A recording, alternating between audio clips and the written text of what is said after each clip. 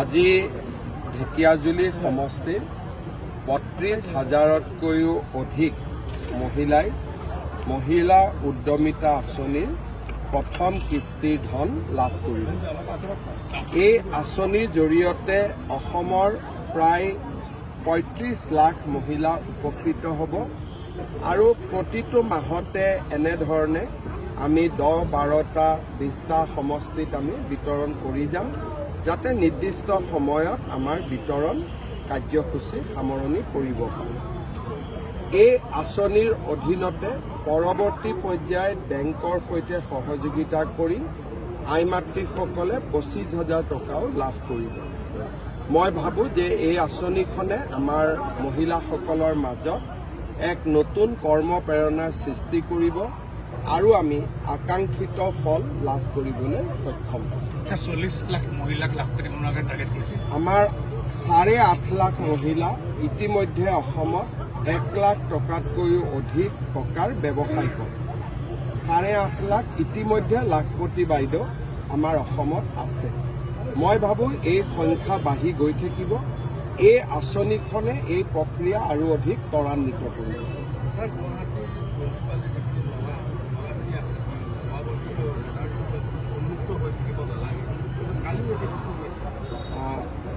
আজি আমাৰ চিফ ছেক্ৰেটাৰীক মই কৈছোঁ যে ছেটেলাইট দি চাব লাগে ক'ত ক'ত নলা উন্মুক্ত হৈ আছে আৰু আমি নিশ্চিতভাৱে তাৰ ব্যৱস্থা ল'ম। কিন্তু গুৱাহাটীৰ মহানগৰৰ বিভিন্ন স্থানত বিভিন্ন সময়ত আজি যদি ৰাতিপুৱা আমি নলাৰ ফুটপাথত লগাই গ'লোঁ, ৰাতিও চুৰি কৰি লৈ যাওঁ। গতিকে বিষয়টো অলপ সামাজিক সমস্যাও জড়িত হৈ আছে। একেলগে লগ লাগি সমস্যাবিলাক সমাধান কৰিব লাগিব। ১৫ নং ৰাষ্ট্ৰীয় ঘাইপথ চাৰিখাৰীযুক্ত হ'ব নেকি? এতিয়া ইলেকশ্যনত যি চিট পাম এতিয়াতো চবচে বিজেপিৰে ভাল, কিন্তু কিমান চিট পাম, কেনেকৈ চিট পাম এতিয়াই অৱলোকন কৰাটো কঠিন কাম।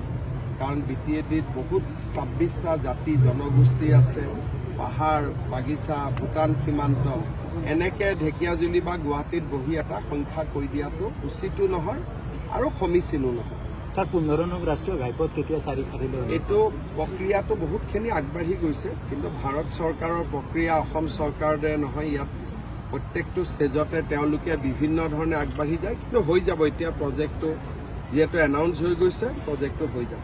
ইফালে এটা ৰেলপথ নিৰ্মাণৰ কথা আছিল ছাৰ, যিটো মই ৰেলপথৰ কথাটো আজিয়ে ক'ব নোৱাৰিম, কিন্তু 4 লেনিংটো হৈ যাব।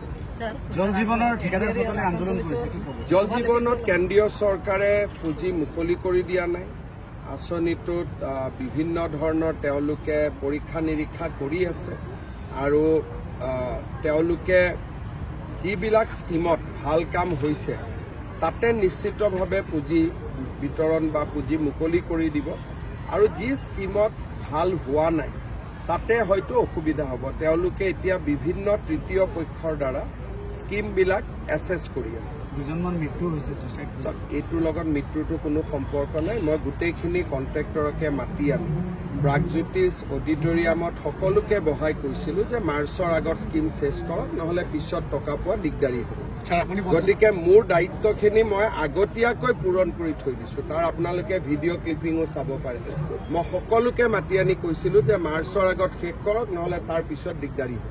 ছাৰ, নতুন GST হৈছে, এই সন্দৰ্ভত কি ক'ব? এতিয়া আপোনালোকে জানে যে GSTত হেল্থ ইঞ্চুৰেঞ্চৰ পৰা, জীৱনদায়িনী ঔষধৰ পৰা বিভিন্ন সামগ্ৰীক এতিয়া আমাৰ খাদ্য সামগ্ৰীলৈকে নৰেন্দ্ৰ মোদী ডাঙৰীয়াই GST 0 বা 0লৈকে নমাই দিছে, আৰু বিভিন্ন অত্যাৱশ্যকীয় সামগ্ৰী 12%ৰ পৰা 5%লৈকে GST নমাই দিছে।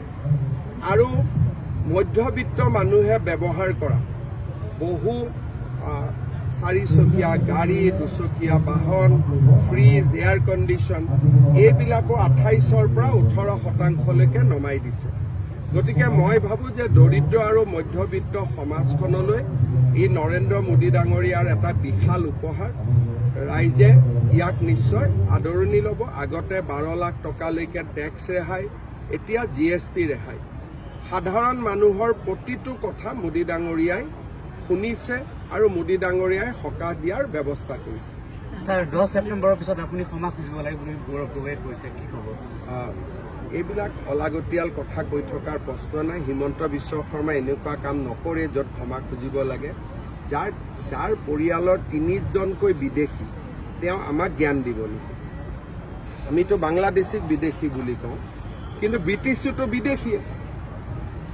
যাৰ পৰিয়ালৰ 3জনৰ, যাৰ পূৰ্বপুৰুষে কনকলতা বৰুৱাক হত্যা কৰিছিল, তেনেকুৱা স্থানত গৈ নিজৰ 3টাকৈ সন্তানে নাগৰিকত্ব লৈছে।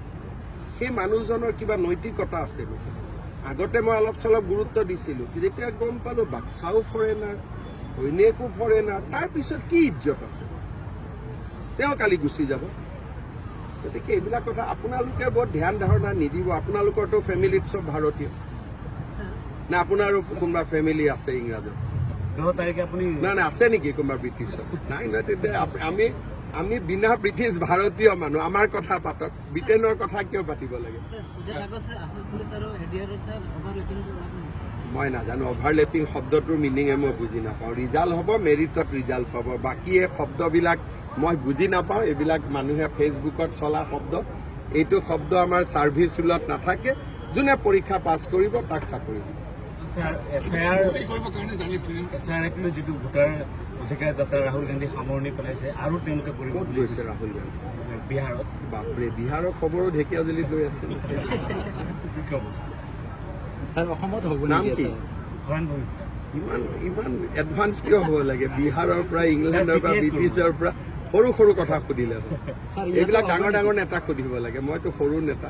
ছাৰ অসমতো হ'ব নেকি SIR? মই এইবিলাক নাজানো, আৰু হ'লে হ'ব, নহ'লে নহ'ব। এতিয়া অৰুণোদয় চিন্তাত আছো। BTC ইলেকশ্যনৰ কিছু বিজেপিৰ বিসম্বাদ ওলাইছে, টিকট এইটো ভাল কথা না, যে বিজেপিটো যে BTCটো বিসম্বাদ আছে, সেইটোৱে কি বুজায়? যে তাৰমানে BTCটো শক্তিশালী। টিকট নোপোৱাৰ কাৰণে ছাৰ, তাকে কৈছো, বিজেপিৰ টিকেটৰ কাৰণে ইমান আবেদন অহাটোৱে আমাৰ প্ৰথম সফলতা। বিসম্বাদটো আমাৰ দ্বিতীয় সফলতা। যে তাৰমানে বিজেপিৰ চাৰ্নিং আছে, বিজেপিৰ নামটো মানুহে আলোচনা কৰিছে। এইটো আমাৰ দ্বিতীয় সফলতা। তৃতীয় কি হয় দেখা যায়। হ'ব, ঠিক।